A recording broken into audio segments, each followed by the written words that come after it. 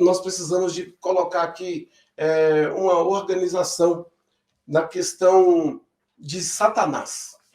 Estou falando do céu justamente para explicar sobre Satanás. Nós sabemos também aqui que Satanás ele não é o mal, ele se vestiu do mal. Nós sabemos que precisamos fazer essa separação porque Deus ele cria também o mal. Opa, como assim Deus cria o mal? Sim, Deus criou o mal. E depois de Satanás assumir a sua identidade maléfica, ele agora vai se vestir do mal. E aí nós entendemos que é por isso que a Bíblia vai nos falar para fugirmos da aparência do mal. Então, nós vamos entender que Deus, ele não criou Satanás, ele criou o anjo de luz.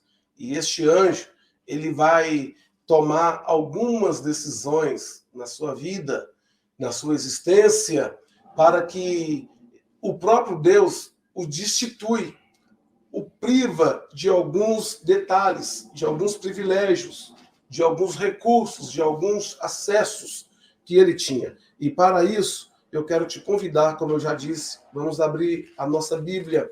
Eu quero te convidar a abrir a sua Bíblia comigo no livro do profeta Ezequiel.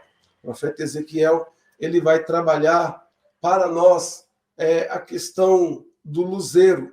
Ele vai nos mostrar, a partir do versículo 12 do capítulo 28, é claro, nós temos que ter uma compreensão, tá, pessoal? Nós precisamos de entender um ponto na teologia chamada projeção profética, tá? A projeção profética, em especial aqui no livro do profeta Ezequiel, profeta Isaías, vários outros livros da Bíblia vai nos falar sobre as projeções proféticas. Porque, mais ou menos, o que é isso?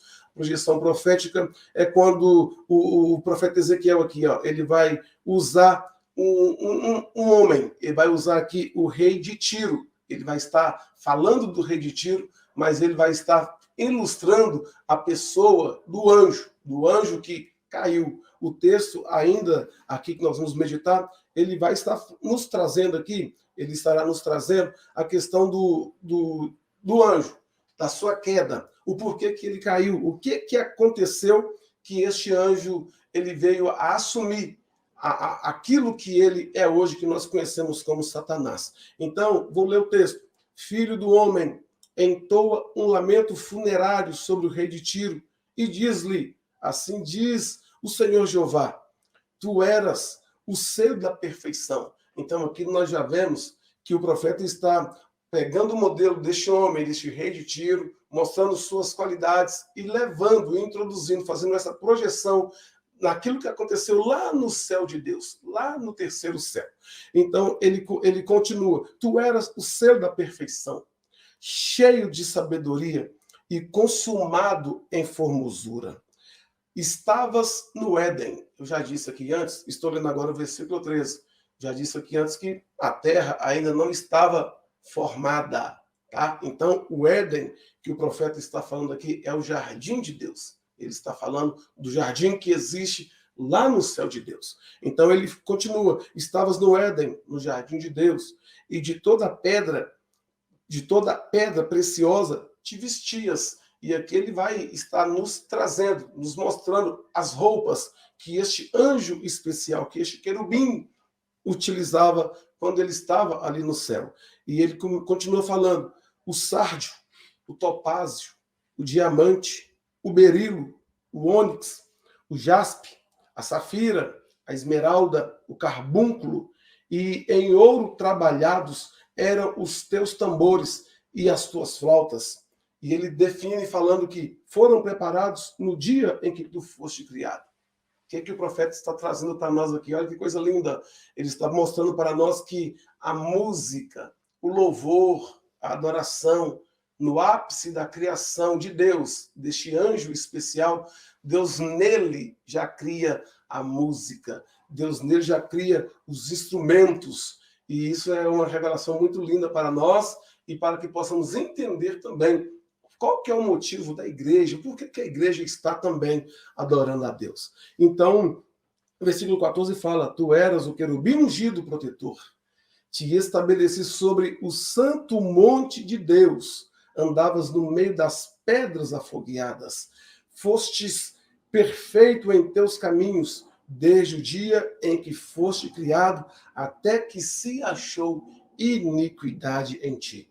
Pela multidão do teu comércio, do teu interior se encheu de violência. Vou repetir a leitura para ficar melhor. Pela multidão do teu comércio, o teu interior se encheu de violência e pecaste. Portanto, eu te lancei profanado fora do monte de Deus, ó querubim protetor, e do meio das pedras afogueadas fosse tirada. Então, de muitas coisas que nós estamos passando aqui dentro do texto, eu quero frisar a você aqui, ó. O então anjo de luz, o então querubim, hoje nós conhecemos ele como Lúcifer. É um nome dado, mas é um nome que, quando falamos, todo mundo compreende, todo mundo entende. Mas a Bíblia vai falar que ele era um querubim ungido e por aí vai. Então, o que ele faz? Ele peca, né? Ele começa a criar mecanismo que não era para ele criar. Ele começa a ter desejos que não precisava dele ter. Ele começa a ter pensamentos e arquitetações de coisas que eram totalmente desnecessárias que ele fizesse, até mesmo pela especialidade que ele tinha, pela representação que ele tinha para o Pai. Então, era muito necessário que ele permanecesse naquilo que ele foi criado. Era muito importante que ele ficasse dentro daquilo que Deus designou. Olha o privilégio que este anjo tinha sobre os demais anjos que Deus já tinha criado. Olha as vestes que ele tinha sobre todos os demais anjos, que não eram de uma especialização, de uma forma específica quanto ele era. Então, nós precisamos de ter esse sentimento no nosso coração e entender qual foi o motivo dele colocar soberba no seu coração, ter inveja de Deus. Ele teve inveja de Deus. E nós sabemos que o céu é um lugar santo, é um lugar puro, é um lugar saudável, é um lugar de administração e organização. Não tem como alguém querer ser semelhante a Deus. E é importante frisar aqui, Satanás, já estou chamando Satanás já o anjo caído, ele não queria ser maior do que Deus, não. Ele queria ser semelhante ao Altíssimo, ao Criador. Então, isso aí faz com que ele perde, né, toda a sua importância. Nós já vimos aqui, um dos seus ofícios era adoração, né? Ele levava, quando ele entrava na presença de Deus, levando aqui, ó, as fabricações dos anjos, que eram as pedras afogueadas, onde ele tinha acessibilidade para levar aquilo para oferecer para o Criador, para o Pai. Ele perde essa importância, ele não pode mais entrar no Monte Santo de Deus, ele não pode entrar na presença de Deus, e ele não pode mais estar no meio dos anjos de Deus. Ele perde esta acessibilidade.